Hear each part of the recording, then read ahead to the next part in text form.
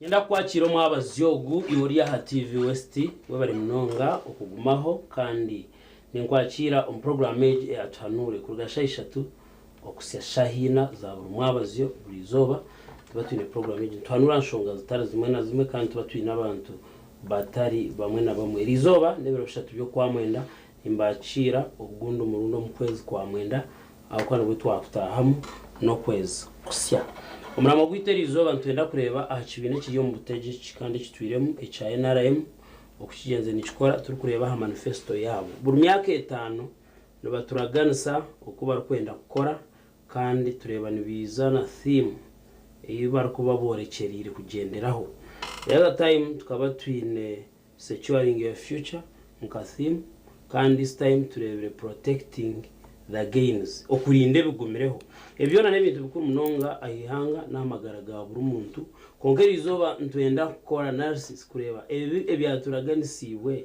dukozere bita kandi bahikahi abo kuba nekintu kikuru munonga ahabwa abantu abo kandi bebemberwa nabo ico twino mu Chagwamani mu studio twine honorable Professor Ephraim Kamuntu kandi ogu akozere ibintu bingi munongo mu ihango on different positions of ministries kandi atwirana na member wa parliament nangwa akira karugireho no bwaraba atari mu parliament bitu tureba ngo bahati niwe flag bearer abo kibine cya NRM omurushema south twenda abantu tuganira ahanshongejo ari kutworeka ebikozerwe bita barugirehi bahikahi ndi Vincent Mujuru professor nakwakira once again babari kwija kubaha bamisi abakutureba yebare Mujuruzi yebare kunyakira yebare TV West ninye Kamuntu koko wakigamba mberizi hangeri omiringo mingi ombiche no mbihango ombiche omwana okore ikintu cyeko nkakigira cyangwe cya leta mbene kantandi nkaba chairman wa Ntare Old Boys Association President Kagame Paul na Yoweri Kaguta Museveni barba members. So her chairperson wow. Ngandi chairperson wow. And Vantari school we boast 2 presidents and I. Our president Favel Niwokabo Omar arba OBs. Kira kireterecho nakantukachi. Konka nkareta ba president abo babiri. Uganda na Rwanda babiri bari kutera n'ebikonde kungana bareta nka old boy yankumi bibiri nabatezo mpira nka old boys baza team ya old boys yatera team ya staff chargiraho and one tsazrek it was good, it was very small mungaro buntu cyo gukora ko ngabantu bakumanye. Maybe I should add, Ngand found a member wa UNLF in Moshi. Oh, those days. Yeah, UNLF. Na UNLF nowhere tara gumizemo Virovinji konka ekahindura direction ya history ya Uganda abokwa leading the struggle Yerewamin nka president as a founder member. But I have done many things. Found a member of Bishop Stewart University, is a leading university. I'm going Western University. I can go on. If I go, because nimpamia abantu batira kunganiza kunkandi ambassador extraordinary and potentially na taho window 1 na window 2.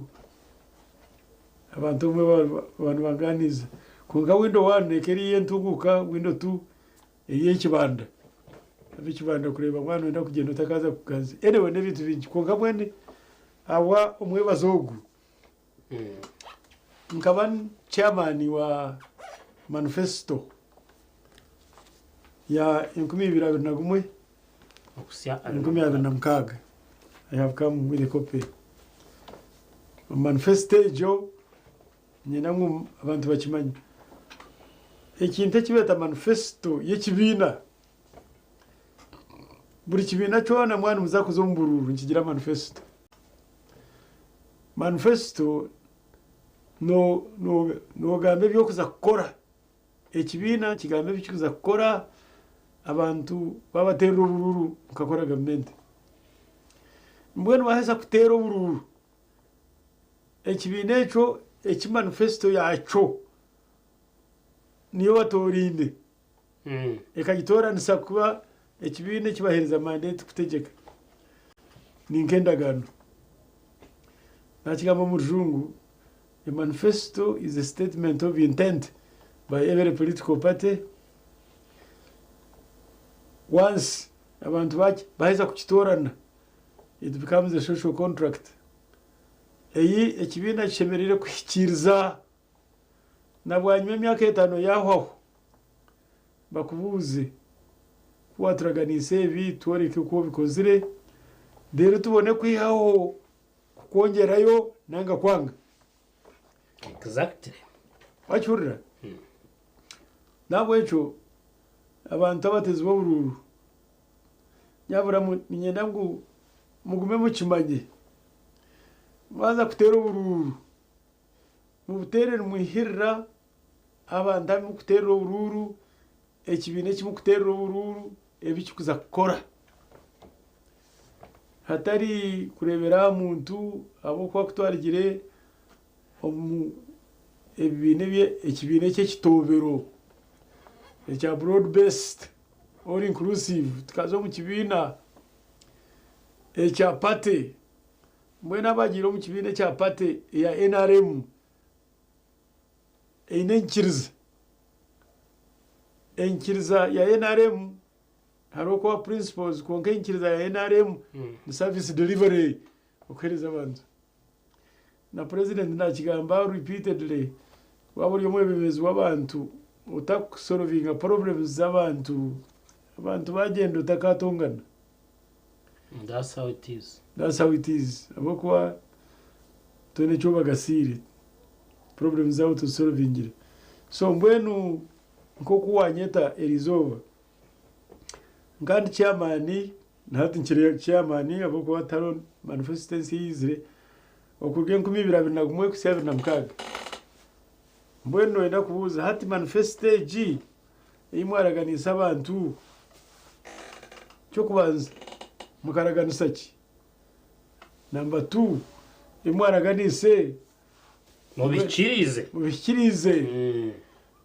mbwenu emutakirize abwenji emukirize nibiha mbwenu abantu bakihahi kugaruka kubahereza mandate ngo mbeni mwakora government ye 2023 ebye bibuzo bir pertinent bishirire mbwenu kakigarike umuntu January 2021 manifesto stage nibwo twakikora twanziza mbururu twagambira abantu mwamwateriro bururu tuzakora ibi ya wealth creation and jobs okongera bwiga bwihanga nano kwereza abantu emirimo twakiraganisa. Number 2 tujya kureba obwegese we shall deliver on education, health and water. Bindebe kureba ngo obwegese bw'abantu ba Uganda amagara gabo ukureba ngo abantu mwabashyamizi hey twakiraganisa. Cyakashatu twagira ngo turata uburinganiza justice and equity uburinganiza no kumagisa ngo utarumu kusorora no kandi tukukere aba balanced kugira ngo haro tweke cyora favoring ekintu kakireka. Number 4 nicyo kitwaraganisa we shall protect life and property ya amagara g'abantu turagarinda n'ibintu byabo. Ecya katano kitwaraganisa no kugira ngo regional integration ya ubumwe nango kwatanisa kwa mahanga gatwetorire kandi amanga ga Africa mbweno inakugira ati umuriye byona ngambere kumuzire. Well, hati obuna kubwahika ibyo mwaraganise mwahisiyahi hata abantu nibabaza kuyahikwija kubongerayo. Mbona kantandike n'ikintu kimwe ikintu kikuru cy'abantu bayibana mushimire kwetegereza. Ekintu kibeta peace, security and stability nango businge bw'abantu. Bagenzi banje waenda kureba mbyafayo bya Uganda. Kimwe kintu ekyateganise n'obutabanzi bwihanga. Kandi mbona nkitwa babishomere kandi tukabireba kandi tukabikora abantu mutekwa kuba bamazima. Wagira peace, security and stability niyo kona niyo businge bw'ebintu byona aho bikutandikira. When how have we fared? Uganda under Yoweri Kaguta Museveni under NRM. Ekigambo cy'obusinge bw'omuntu peace, security and stability, how have we done compared to wagerageza n'ebinyuma? Ahindu gambira ihangeri n'obusinge from corner to corner. N'organimure novuga no hikakisoro no hikabundu bujo otina kutira mukono. Ihanga triya rtaro na neighbors kan trine rtare omunda. Nachigambo murunga again, the country is at peace both with its neighbors and with itself.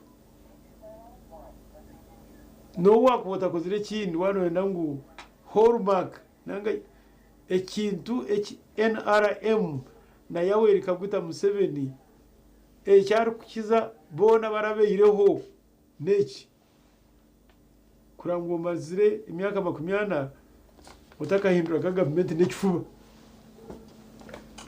manyo nyoru kugambira ngadi mu government ya Professor Lulet katwa marahebiro biko ebiro nkagana munana yahirma bamuyaho nkagana munana bataho binayisa kaya semyezi 11 bamuyaho bataho muwanga akaya sia mezi kamukaga nawe yarukaho obote yes akasimya ketano ko ngati tokero kaya simya mezi mukaga bamuyaho kandi ninye nango kimanyi burukwiyeho government abantu bayigana mucyetegereza burukwiyeho government yaba nebiro bishatu ya nebiro bina ya n'umwaka ya kugisaho ekifuba government egenete ko kugira ababiri n'abagihagira abo bahinduke impunji. So every time you change a government violently, a stream of Ugandans will become refugees. Mbona umuntu yakugira emyaka 80 taro umuntu wa Uganda ubiri yabiri impunji chonka echo no hakuba hataro kintu is an achievement to celebrate. No mutero uruchonka echo ahubwo kintu cyekorre. Yabari mnonga professor. Now arabantu, there are people, I'm not interrupting, but arabantu a section of Ugandans. Yes. Abakugira ngo when you look at the history of countries like China, bamoze donga nabandi. Nabo mukugeza ku stabilizing China to become what it is today. Bine okuba akozire konga warebe myaka yabo na ebiba akozire no kwiha abantu bakurenga 700 million zo mubworo kubareta kubateko mu mbere ndijo. Ngo tugeza ku transitinga kuzo middle income. Omyake jo micheringanire bakakora ikintu cyango as compared to hours of 40 years na wareba achievements zo umumpinduka y'abantu. There are people who say obwire n'uburingwa as compared to the achievements. No, manyabwendisha na well ni nkefo mzabanyankori. Mbota mukwisatu mwikarire tugende. Kirebo rebe. Rukumwenda well mwishinta kirenkai 1962 twatunga independence.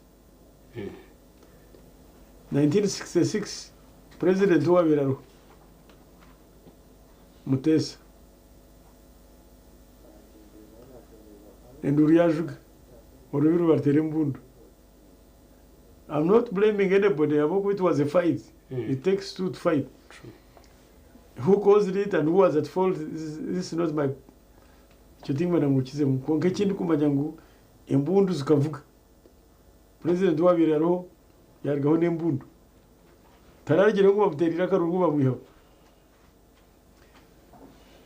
Arabanda bamukorasiriye ababiri mpunji. 1971 ya embundu ziyo government inyonka bempunji none na bere mu government abwen shongejo. Mark you, these countries you are comparing a history and it was gene which 1979 78 a civil war or war 79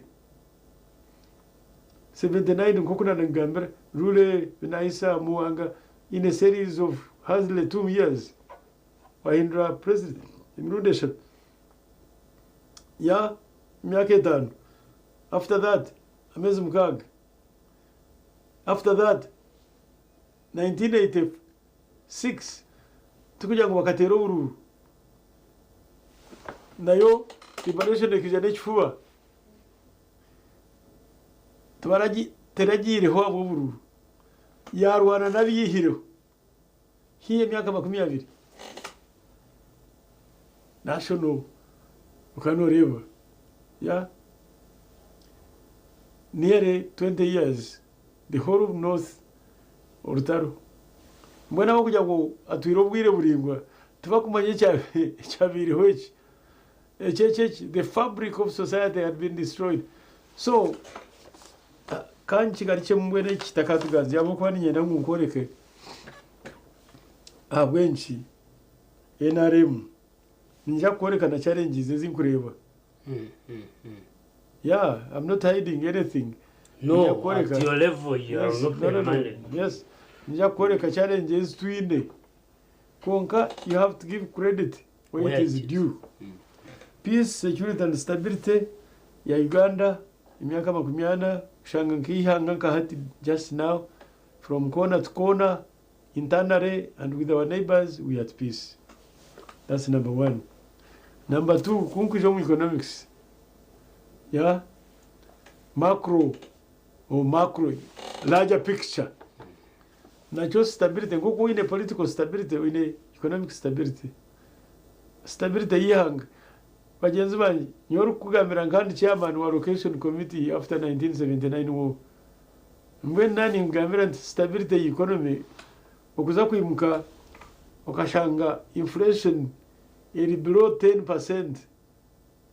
Kande kaguma below 10% single digit for many years. Mbwe wano planning katugire ngwano za kombeka okiba wa planning cement kukiza kushesho kashanga umuhero aribo wo planning ile shawi mukaga hati nemwe to kwasa kugigura avo ko muhero bayi kombeka nukomaho.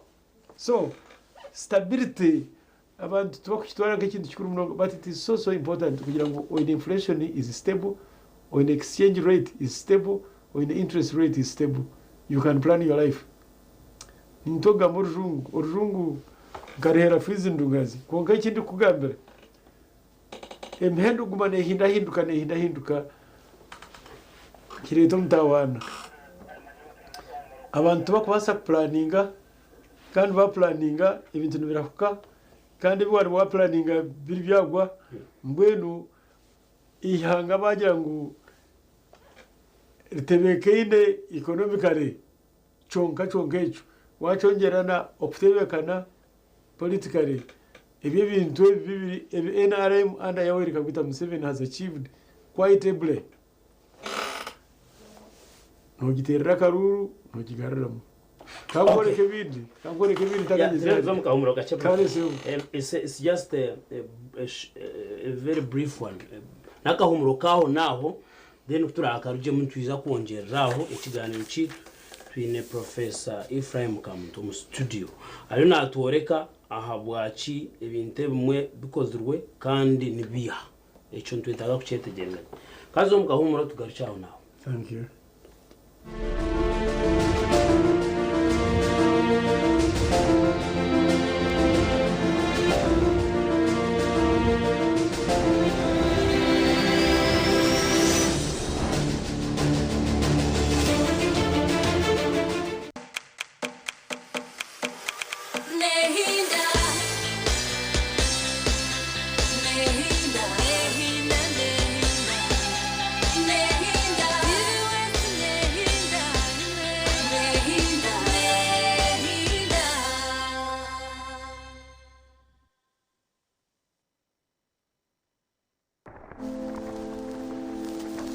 Looking sharp has never been this easy. Welcome to Bright Suits. Be your own label. Located at La Grand Mall, High Street, Barara, Level 2, Shop number 5. Right in the same building with Equity Bank. At Bright Suits, we customize premium office wear for both men and women. Plus, wedding suits, graduation suits, Kaunda suits, and more. Whether you're dressing for business or your big day, we've got the perfect fit for you. Call us today on 0751 075 108 or 0777 081 196. Follow us on Instagram and TikTok at Bright Suits and check out Taylor at Omuwazizi on X, formerly Twitter. Bright Suits, be your own label. An incredible 61 years. This is Ndeje SS, and our latest winner comes from here. Wakonfirming the descent to us today.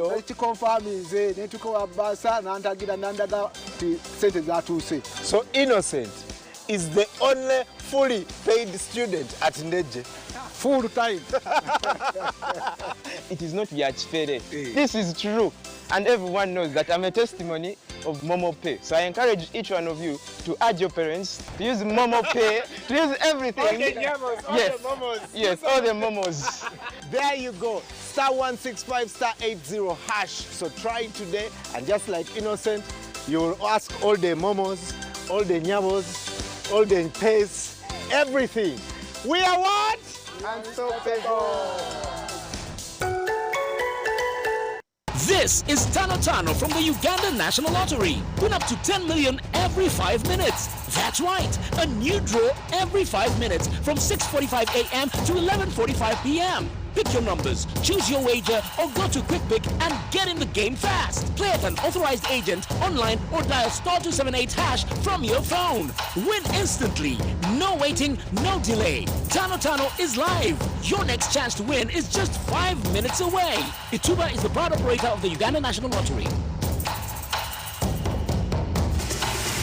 Uganda National Lottery. Dream, play, win.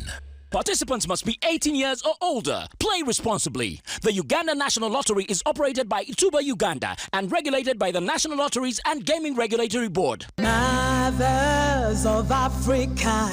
Mama, will I ever be the best doctor in Uganda? Well, you've got to be like a geisha bar. Staying strong and go on so far. Never give up till you reach your goal. Okay, Mama. I'll be strong and go so far. Lasting long like this geisha bar. It's strong and lasts long. Like geisha. Nehinda. Nehinda. Nehinda. Nehinda. Nehinda. Nehinda. Nehinda.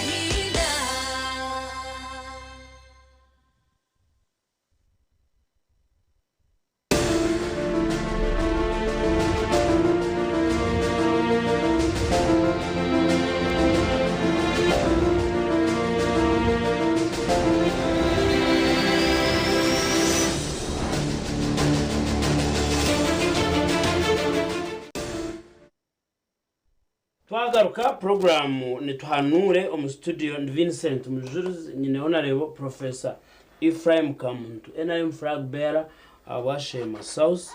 Today tutera touch on manifesto na what has been achieved so far. Thank you very much. Hati, quickly, ebintebi NRM ekozire under Yoweri Kaguta Museveni's leadership nibyegambire. Mbwenu wareba nka economy, quickly, economy egira growth rate ahikuwane kurura. Kuihar kumruenda kinana na mukaga okusiana hati. Economy eturane kura at a rate of more than 6%. Ntuteka oiro yaheza kuiza rate ya growth neja kuba 10%. Echakandi wanoreba exports ze ebintu bya Uganda ebyeshoza heru obwira bikabiri coffee, cotton and copper, tobacco, tourism anti obahate binde bigande kushoza n'ibintu bindi munonga harum gorda harum coffee harum maize harum beans harum fish harum economy has expanded na level y'oboro y'abantu kandi nono kireba wareba amaju g'abantu bombekire wareba kuba kujwara umanya ngo boro ugendera n'ubucendera so cause statistics says causes wagamba poverty level have reduced whatever percentage ya population tura below poverty line iyo na yegezerere tuba wareba nk'amashanyarazi obwira tukatugira damu emuyonga hati nogira damu ya own falls utaho bujagari utaho simba utaho amashanyarazi gabiri menji na distribution line zaizabiri zitahika na taindu gambere uko witu hihi taro village no taro parishetine mashanyarazi na taindu gambere bari no bapima gandi gongeramo wareba amezi mbweni ko wita hindu gambere wareba nkakitagata wataho cyarwera amezi ugakwasira wagato mugera wagapampinga wadamu to gorshozi nogasyaho rukwenda mbweni wahika total paved roads kwiyorwo wito rwashema rwakabohe bugonje kitagata na rwe government neza kurukora konke guto government zitire chorus no nabantu ba Uganda hati life expectancy abantu hati nibahangara kushiro kuba biri bari abo kuba bakakora immunization amarwaro rugakanya yes hakiri mu needs kunga wagerageranisa standard of living zikahinduka kandi mwero kubondo hati yozo mzwaro rebe wareba basatayo abantu akuba komeka amajugabo wareba wazo mu mashomero kare abantu access mbwen wagira nka ibintu bibiri aro accessing education na quality of education on access is almost 100% to kwaza kuga tarumuruka anywhere umuruko gutine primary school umchanga chito omucu wachetegereza abandi bine nkabiri nkashatu nkana mbwenu ogiroti ya NRM kozire kandi kumanya ko kozire nimba nindeba akatabaka oreba ati indeed government ebyaraganisa abantu ebintu bingi byona ebikozire kwihaho nko mu economics nibajyangu ebyetengo by'abantu biruho wa satisfying one need a new one emerges mbwenu ahwe bindi kugenda government bishikirize ebindi bizire mbwene ekirohati na kandi government cyeri gukora obuto atandika 2021 abantu ababiri bari on subsistence batine sente mshaho at household level bakaba 68.9% households za Uganda bakaba bari subsistence production hata indu gambe 33 almost half bagira nankano mukashingamo kirebo rebe obwe abantu ababiri bine sente bakaba bari almost 32% hati 60 something percent innocent abweshonga yenkora government yetiriwe. Number 2 wareba nka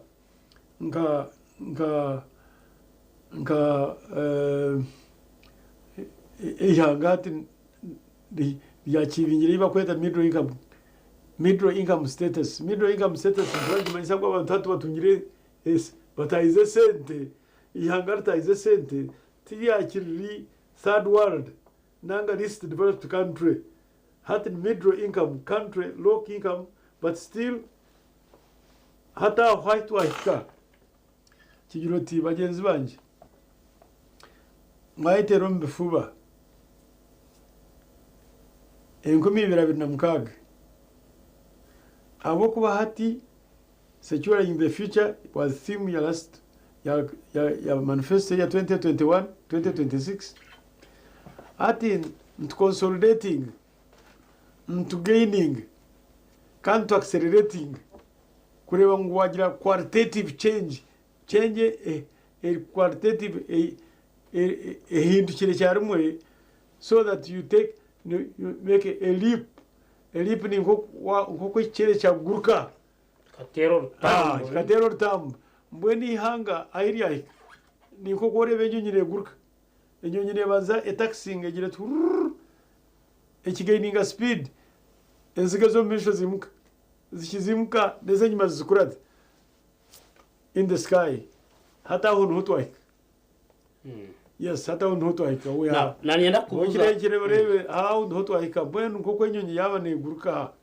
when it is taking off pilot nakujati simugiheho yezirkeje abo kwa you must concentrate kandi concentration aho tukhindra pilot wahindra pilot no inangu pilot agitombichu yaheza kugistombichu yaterera nabasa kurgatandika kuganira nimwe nka passengers konka that stage no inangu abe ari steering ncho kwenda ngu ndero muranga abantu ba Uganda the way forward because of impressive Nkoku NRM impressive and matched record of performance yokoziri anda Yoweri Kaguta Museveni no inango abantu ba Uganda twake 2026 nyabura muguma main takahindura pirate Yoweri Kaguta tumuhire bendera Aria steering Aria Uganda is taking off is a middle income country law neza kuza higher middle income country never first world aho stage aho umushijo okwise steering no mureka takuruga takumuteganisa no takumuteganisa abo ko bamuteganisa to chinde mbagoba in fact it is to your disadvantage so naenda konsori morangiri muguma main Yoweri Kaguta Museveni muguma main kwe abantu bashema nachi kubagambira wareba nko kutwatise Yoweri Kaguta ebendera ya NRM kubana wayaza kuhakana nebindi wamkwase bendera no muzenyima abanyashema ntuzenyima Yoweri Kaguta Museveni ntwenda baza kutera ubururu kubara bashange umurshema nito tukirizi hangariyo na kwereza Yoweri Kaguta Museveni kandi wano inangu obe we consistent waweza kutera Yoweri nko kwisebendera no mukurasa Kamuntu aboko yokuba kweteregeje kizi ndipate nyenda ngu abantu ba Uganda mbegese nanga sharing knowledge wazo mu kibina cha NRM to kuba memba w'ikibina kindi abo kuba kutwarigire mu NRM y'ekitobero ya broad based or inclusive tukagira NRM in the principles core values patriotism democracy social economic transformation abantu kirizo muri yechi bine constitution kibanji manyisa you must be disciplined omuntu w'ekibina nagendera constitution y'ekibina wawa NRM member tokwa member there's no middle ground you are either NRM that's right can't tokwasa kuba independent w'ekibina cyo member tikiri kubasa kamwine makantu ka leaning what do you mean jongwe na kushobora leading is a contradiction nko ku Uganda yabireri ahansi y'abajungu rukumirwe na kaga nebiri tukatungo kwetegeka kutwatunyiro kwetegeka constitution y'abajungu twagita hariya union jake itwabere to flying twagita hariya na national anthem itwabere tugamba God save the queen ejo twagita hariya twabe independent kandi tokwasa abaju twabe independent abajungu twakitutegeka mbwenu wabe independent waba NRM wakaba independent nkibanji manyisa NRM tiyakikutegeka avo kubiwe wetongwire so it's not right to belong to NRM no. and come as independent no Professor kire kitu kalionga jeno kafunda auko kukatura ka limited yes. Kuyona nyenda kubuza nureba hati churunjiwe we have a living testimony in you okatura home government zenyuma zahwiro yes, that's true. It is possible that a government can come abantu bagiserving ebasigeho government. So I want you maybe brief from Brechika bwasigarayo eje kibine cha NRM kiza kutana kitana nebindi okugira ngo abantu barujeho abandi bize barakirabire bagume abakisigeho kigumeho kibina cya uturivinge ibintu byona abo kuba we have that threat turebero mahanga gamwe na nakirabireho. We want to be like CCM in Tanzania or African National Congress in South Africa. How can we achieve that here? Yeah, nicho kugambira mwenu wale tutagira bwire kongo mu ruzungu bine institutionalizing an organization. Institutions matter. Wajiroti NRM nka organization okuwa hati na nyinchakare na nyensya hate bire ruling party for nearly 40 years. Never set up guma nka ruling party nka CCM okwebire ruling party from 1977 up to today the ruling party naga communist party ya China. How can this one be? Chaza kubo kandi kibo kandi kiri possible. Number 1 ekinte kibeta discipline wagire kibinda kikagira rules and regulations kikagira constitution member akabreachinga code of conduct yekibinda with impunity na bana weakening yekibinda ekibinda institutionality ne organization kugira momentum yonka eka driving abantu bakije bakasavinga bakaba disciplined abantu bakabazamu institution ekagumizamu nkoku oine Catholic Church or Anglican Church abagitandikire tubakiru kongaine nkiriza inamateka kandi abantu baji believing NRM netekwa kureba nkoko buzima its constitution is respected taromuntu henda mateka with impunity its code of conduct is respected taro when can code of conduct for example negira ngu mwaso mbururu bakwaso muntu bendere omuzenyuma kandi wa campaigning against official candidate wa party bakubingo mu kibinga kongo muntu oyemerera bakusinga otina najurira ozom tribunal ya NRM gukusinga otumwe n'ubwasinga hati na independent hatu wakire kibintu kandi ba member be kibintu bakuterera ururu kigwerire cyarimo either no remember nanga to remember mwene kiwambuza which is very dear to us.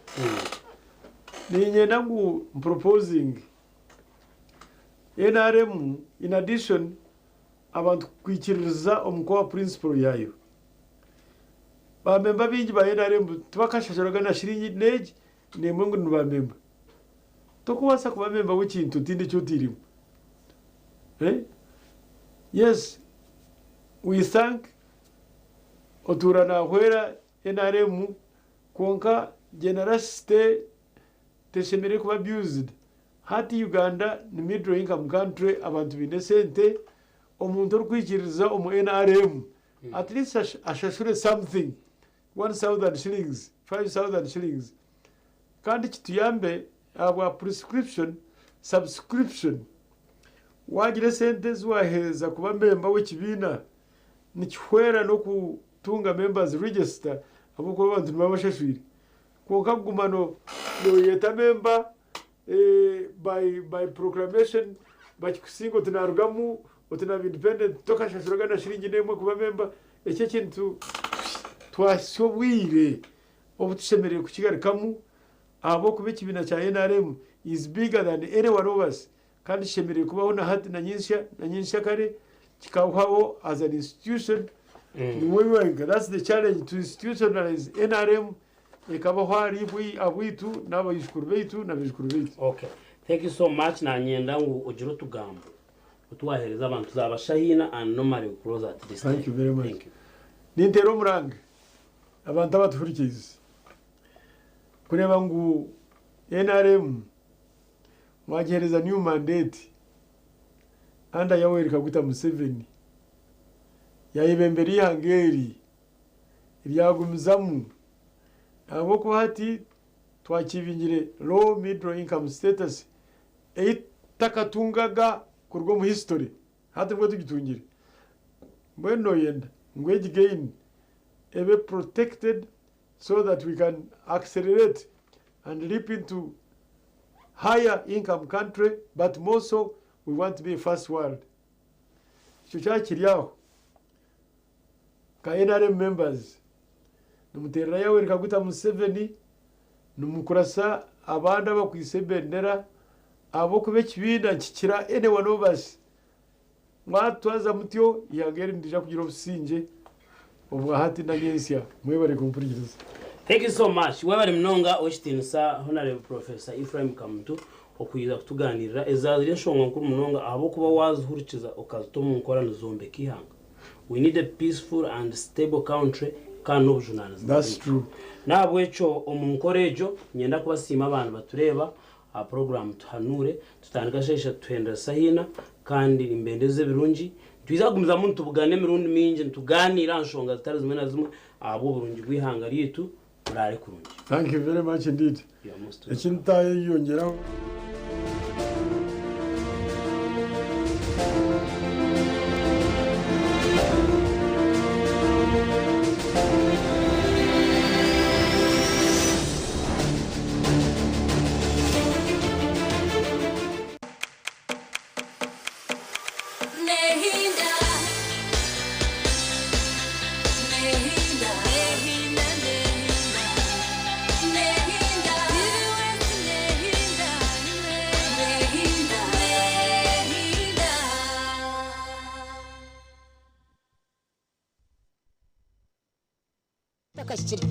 na taragaza niruka naronde mushijo Orwamka namuronde mukasheshe karimusha yambura nagarukayo nagandira bataka bebari yawo bantu mwe tumukandebera mwamukarebe tuba kumureba nagaruka neta ho kirango iki kizingare kitambura mbantu omushiza tuba mureba kuri ibindi yawo na icyo muhara ndetireba nanzira ngo bure buhireyo ngwita kani yanje yarutwara wena ndi unyabe hapana mumureka mutete abataka mure yafuzi mureka turica amafuzi nyufakazi no kurwana no mushaka abana banje nimba munyambe mugarire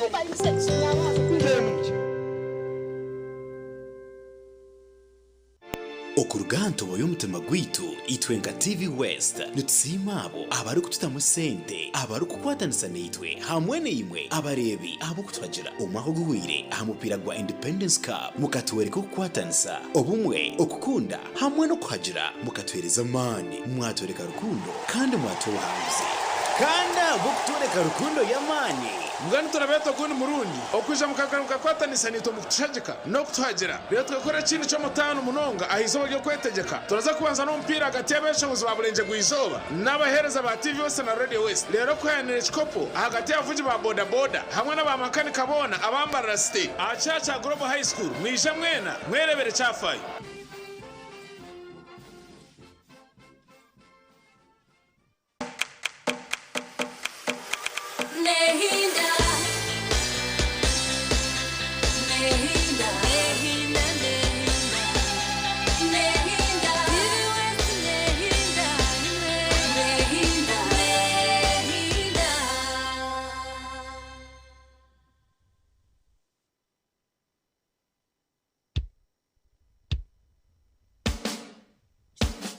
Ruhangane tukusima uri mulungi omubatu